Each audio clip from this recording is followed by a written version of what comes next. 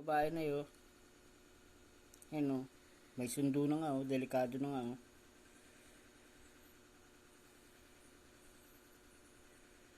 Nakaano sa inyo. Nakaano sa ulo nyo. Itim na ano. Itim na sundo.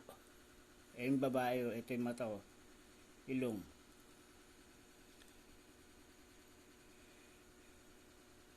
Wala na yung lalaki. Puro alaga o yung nasa ano nyo.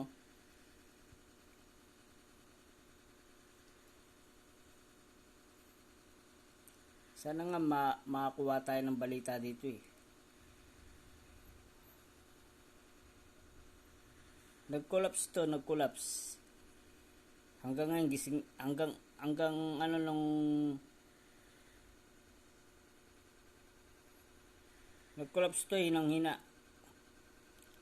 Tas ngayon medyo nagising or nakadilat lang ang mata.